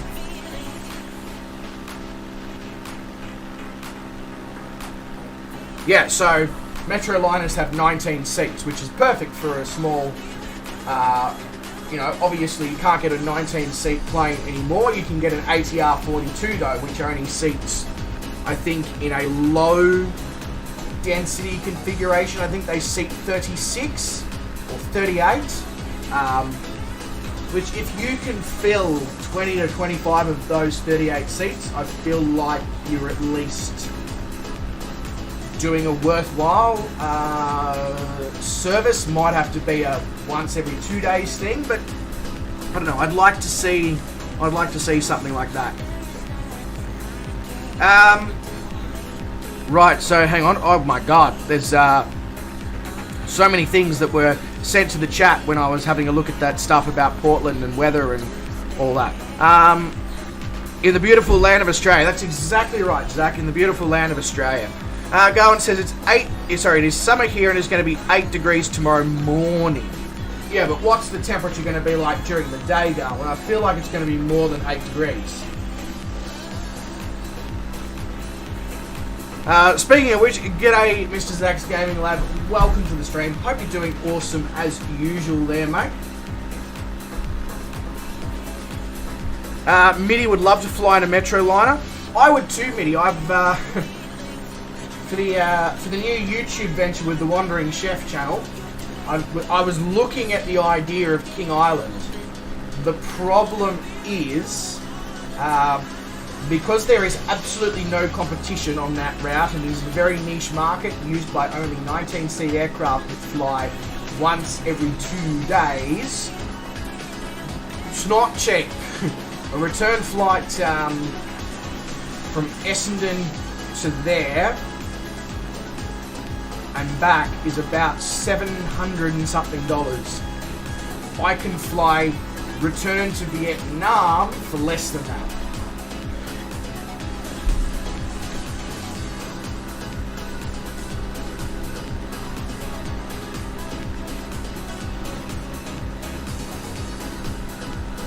That is true, Wes. It does. I would still like to see, a service from Gippsland, a service from the Goulburn Valley, so like Shepparton in central Victoria, because Northern Victoria and Mildura has a service, Northern Victoria and Albury has a service, Ballarat and Bendigo have services, Western Victoria has services, Central Western Victoria doesn't, but Central Western Victoria has basically no one living there, so it doesn't matter so much.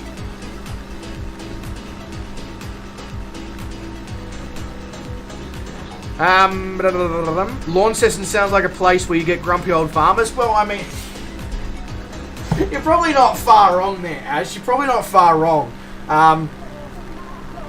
It is...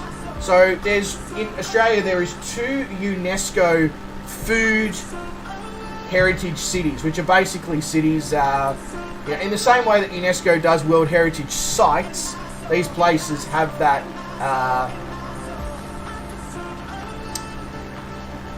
name? What's the there's a word I'm looking for, and it's like demon something that would perfectly explain what I'm trying to say. Somebody might be able to help me out with that. So it wouldn't surprise me if it is in fact a place where you can find grumpy old farmers. No, not at all. It's definitely wine country, Launceston, wine and food country, that is for sure. And beer, a lot of beer.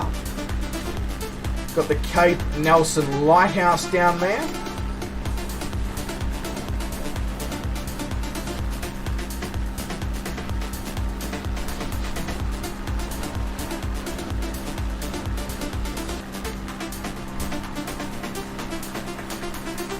Ooh, that's not a bad idea at all, Mitty. Good point. Yeah, I forgot about the fact that Canberra is on the 717.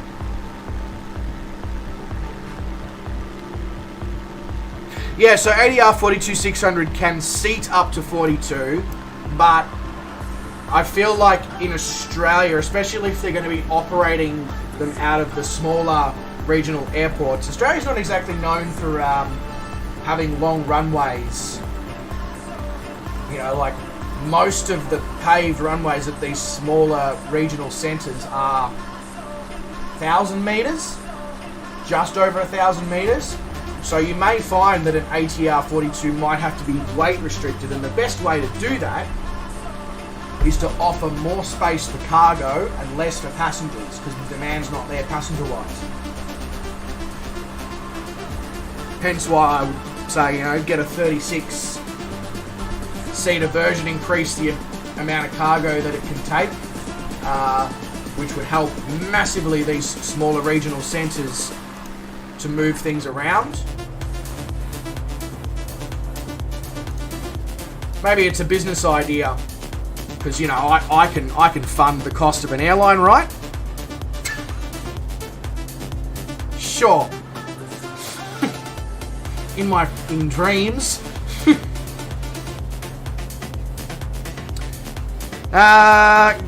What about Renmark in SA? Yeah, actually, that would be a really good. It's a really good point, actually. There, Claw. Renmark in SA would be a really, and they did for a while. I think it was. Wes will probably be able to correct me on this if I'm wrong, but O'Connor Airlines serviced Renmark from WA and Melbourne, and also Mount Gambier from not from WA, from Adelaide and Melbourne, and also Mount Gambier, if I remember correctly.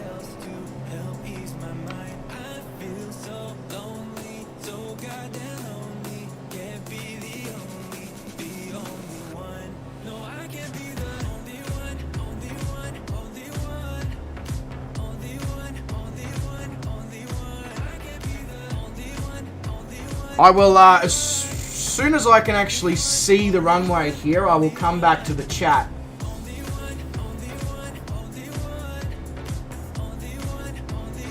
There it is, I think. There it is, there it is, there it is. Cool, cool, cool. The oldest commercial airliner you've flown is a Lockheed Allo 1011. Wow.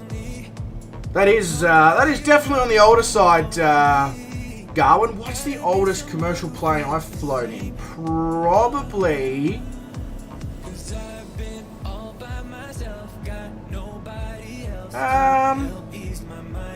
a classic 737, like a 200, 300, 400.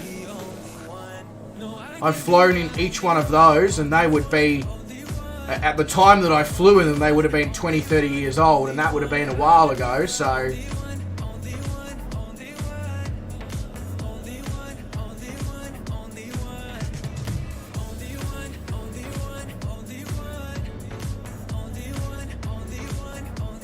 Get down. There we go. Oh boy. The wind is intense. Come on.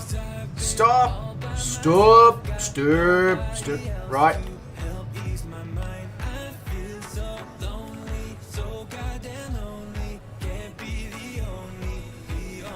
Or, no, probably a Fokker 50 or 100 would be the oldest plane I've been in that I flew on in WA, I think. No, an EMB 120 Brasilia.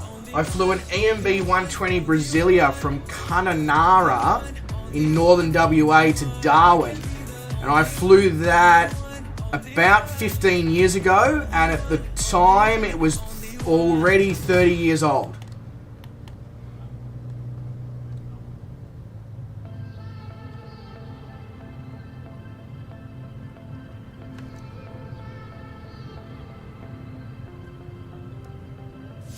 I definitely haven't flown in anything as old as an as an L1011 or a 727 or anything like that.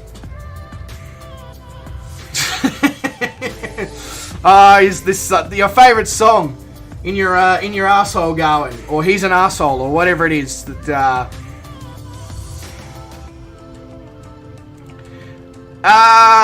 Mitty, can I do two things? A, look at prices, because I've already got a trip booked in July, one in August, one in September, one October, one November, and one December.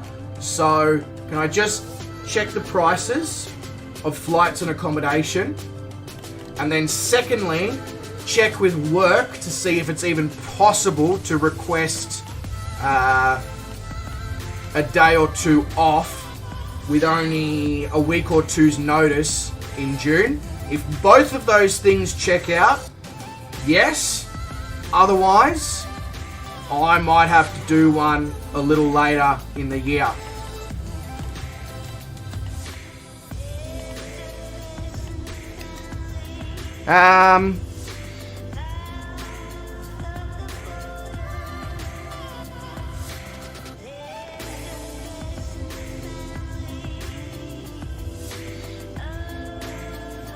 Yeah, so Melbourne to Perth, once upon a time, MIDI was 767-300 ERs. They weren't super old though. Qantas didn't start getting them until, I think, the mid to late 90s. They were one of the newer customers for the 767. Picked up a lot of them off British Airways as well, I think.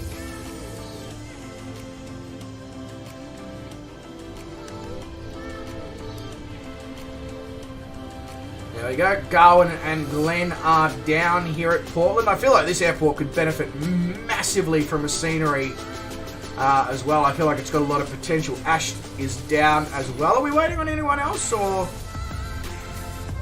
I could have sworn I saw Stu out there before, but maybe not. Maybe he's already come in and landed because he's usually flying quite a fast aircraft. Oh, maybe, actually, Mitty. Maybe I'm thinking that they picked up the 767s from British Airways in the mid to late 90s. Maybe that's what I'm thinking of. Because I know Qantas got the 338ER, the 767-338ER, and then later on they picked up 767-336s, which had a different engine. And I believe they came from British Airways, and I believe they were mid-90s. So my first trip, Wes, on a 717, and my only trip on a 717, was Melbourne to Sydney on Jetstar in the first year that Jetstar launched. Before they operated A320s, they operated 717s.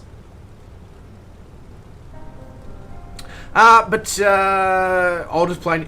Oh, God, that is old. Yeah, I think you win, Gawin. That's really old. Awesome. Absolutely awesome classic plane, but old. Very old. Alright, well, ladies and gentlemen, welcome to Portland. And the, end of the Great Ocean Road and Western Victoria. Hope all of you did enjoy the stream this evening. If you did and you haven't already, the like button, the subscribe button, feel free to leave comments. All of it benefits the channel with the YouTube algorithm, etc.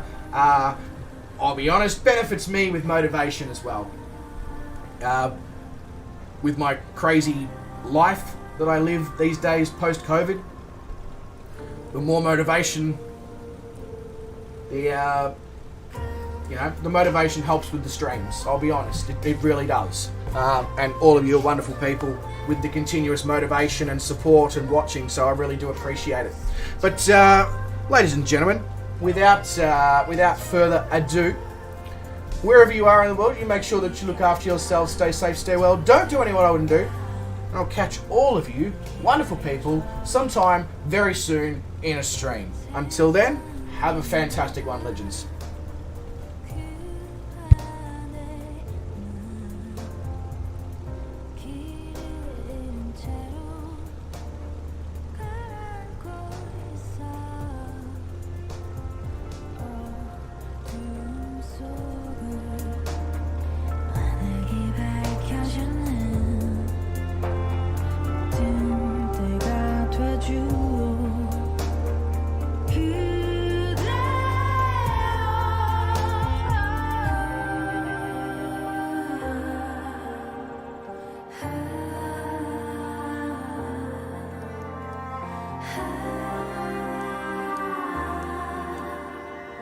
Ooh.